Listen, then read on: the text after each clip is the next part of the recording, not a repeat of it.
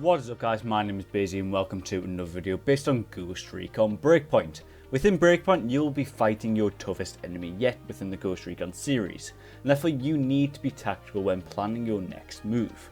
Whether you're a stealth based player or a player who goes out guns blazing, Breakpoint has the ability to fit to your playing style. And this is what makes the game much more thrilling to play. In this episode for the Breakpoint guide, I want to guide you with a multitude of tips which will actually prepare you for the harsh experience of Aurora. Whether you're playing Breakpoint now or waiting to dive in at launch, you'll want to take every advantage you can into the battle. Breakpoint's new features and mechanics will allow you to have this advantage and will actually improve your chances of survival against the deadly mercenaries and lethal drones. Breakpoint's mechanics are not forgiving at all, and therefore you will actually need loads of help to ensure that you are fit and ready to delve into the cruel world of Aurora. So let's just get straight into the first, but one of the most vital tips you'll need for your adventures around the archipelago.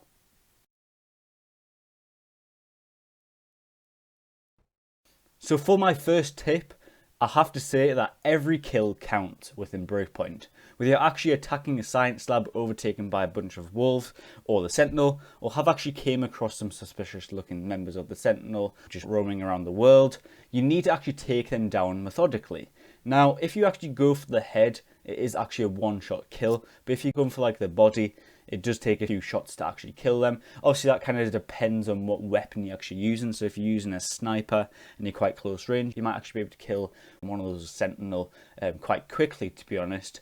But the best way to kind of go around kind of making sure you don't actually get detected and all that kind of stuff is knowing where you are. Use your cover to an advantage. Crouching while aiming around corners will actually allow you for a quick, stealthy approach to the Sentinel in which are actually approaching you. Work from the back to the front and never take the front entrance, but before you do, it will be actually handy to take down those pesky snipers. They can actually be quick to scope you out. The reason why I say never go from the front entrance is because most of the enemies are positioned around that point on most of the bases in which you'll see. So if you're taking maybe the back entrance or maybe the side entrance for you possibly using like a blowtorch or something like that to be able to get through the fence, or even just taking a route in which is actually open for you, that is going to be a best route because you're not actually going to be on guard there. So if you're going from the side, you won't actually get mowed down pretty quickly. But yeah, let's just move on to our next point, in which is I Spy. So if you are in a safe place, prop up your drone. It's very vital. This will actually allow you to spot enemies before they spot you. The drone offers an airborne view of the situation, in addition to being a safer option than using the binoculars within Breakpoint. Obviously you can use the binoculars from afar, but it isn't as effective as using a drone because a drone can actually move in different directions. So obviously the X, Y and Z kind of planes, but binoculars is kind of just straight forward and that is all you can actually see. So you can actually mark enemies and generators and kind of locations with your drone. So use it before going into combat for a safe tactical approach. You can actually take down them generators if it's like in a night time. And obviously that might alert some of the Sentinel around you.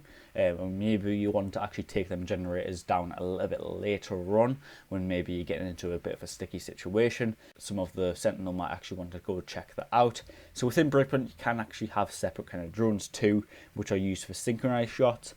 These help hugely in elimination of multiple enemies, and if you're actually in a group you can have up to 16 sync shots, which is actually quite a lot to be honest. But let's get on to my next tip, in which actually doesn't utilize the stealth kind of approach. Yep, I know what it's like. You want to actually cause hell in Aurora. Within Breakpoint you can actually do this. If you're wanting to rush into a base and overtake it quite quickly as possible, and that will actually mean that you'll need to take the side entrance, as I've stated quite a lot in the stealth kind of part of this video. Taking the front entrance is going to cause you a whole load of bother. You either actually have the best tactical advantage by going on the side. You want to actually flank them from one of the sides and take the battle to the wolves or the Sentinel and use the suppressor as you enter and take on the guards. There's a control shortcut for equipping or unequipping your suppressor in combat. Utilize this when you actually need it most. So then work actually towards a vantage point, and it is now where you can actually take that suppressor off and deal the most damage possible.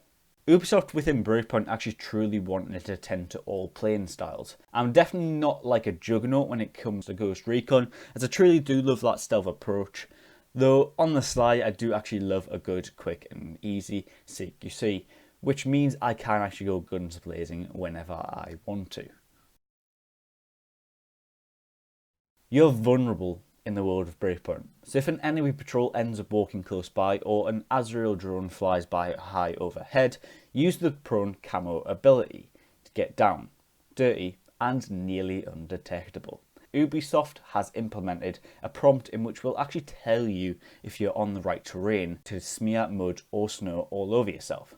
While sometimes it was actually difficult within the beta to do this due to a few bugs, they have actually fixed this, and I'm quite glad that the developers have actually aimed to make it a little bit more reliable feature.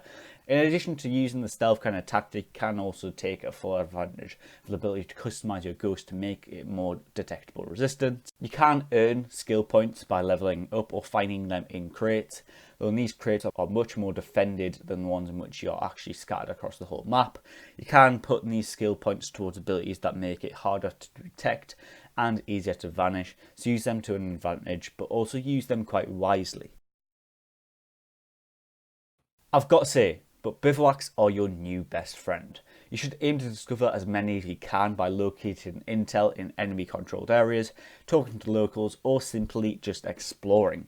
Bivouacs can be very, very useful. Travel is easy by using fast travel in order to actually quickly get to the discovered bivouacs around the map, or you can actually take the better option, which is purchase a vehicle from the vendor on Erewhon, and in all honesty, I wouldn't argue if I was actually given a helicopter to use. You can also craft consumables to replenish your stock of items like syringes, which are actually essential for recovering from injuries.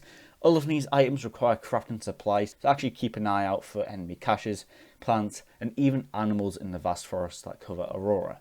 Not to mention that you should use the bivouac's preparation menu to activate a temporary buff to XP gain, stealth, injury resistance and much more. Exploring different parts of the map will allow you more of a greater feel for the survival aspects within the game, and therefore I'd suggest you venture out into the wilderness and explore Aurora at its best.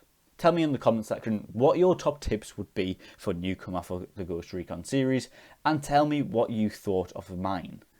I hope you have enjoyed this video. If you did enjoy it, do hit the subscribe button and the like button. It would be greatly appreciated. Also hit the notification bell to get notified when I actually upload, and feel free to share this video to your friends or anyone else. Thanks for watching, and I'll see you next video.